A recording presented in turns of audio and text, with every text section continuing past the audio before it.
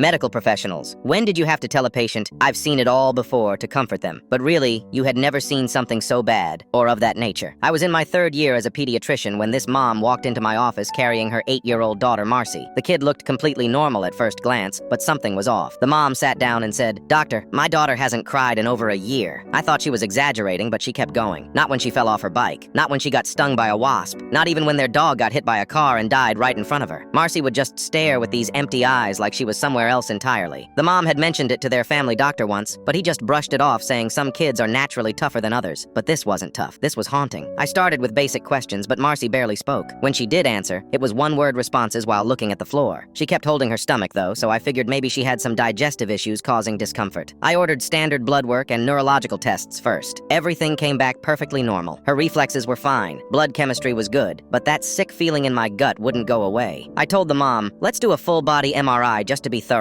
Sometimes kids can't explain what's bothering them." She agreed immediately, clearly desperate for answers. 2 days later, the MRI technician called me personally. That never happens unless something's seriously wrong. He said, "Doc, you need to see these images right away." What I saw made my stomach drop. Marcy had multiple healed internal bruises along her ribs, around her hips, and a massive one across her lower back. These weren't fresh injuries, they were old and deep. I called the mom back in and asked gently, "Has Marcy ever been in any accidents? Car crashes, falls downstairs, anything like that?" The mom looked genuinely confused and said no. She started crying, asking if her daughter had cancer or some rare disease. I put on my calmest voice and said, "Don't worry, I've seen all sorts of strange bruising patterns in growing kids. This happens more often than you'd think." But that was a complete lie. In 3 years of pediatrics, I'd never seen anything like this. I convinced them to let Marcy stay overnight for observation and brought in our child psychologist. That's when everything fell apart. After 2 hours with the psychologist, Marcy finally opened up. She said she'd trained herself not to cry on purpose, because every single time she cried, her dad would say, "I'll give you something to really cry about," and then he'd follow through. He'd punch her in places where clothes would cover the marks. He'd squeeze her ribs until she couldn't breathe. He'd slam her against walls when her mom wasn't home. And he told her if she ever told anyone, he'd hurt her mom too. The psychologist came out looking sick. She said Marcy had developed something called learned helplessness. Her brain had basically shut down her ability to show pain or fear as a survival mechanism. I had to call Child Protective Services immediately. When they arrived, I had to sit there and pretend everything was routine while my hands were shaking under the desk. The dad was arrested 3 days later. Turns out, Marcy's previous pediatrician was his golf buddy, which explained why he'd ignored all the warning signs. During the investigation, they found out this had been going on for almost 2 years. The mom had no idea because she worked double shifts as a nurse and was never home when it happened. The worst part was when they placed Marcy with her grandmother. As she was leaving, she gave me this tiny hug and whispered, "Thank you for believing me when I couldn't say it." After she left, I went into the supply closet and cried harder than I ever had in my entire life. I'd told this little girl everything was normal, but nothing about her situation was anywhere close to normal.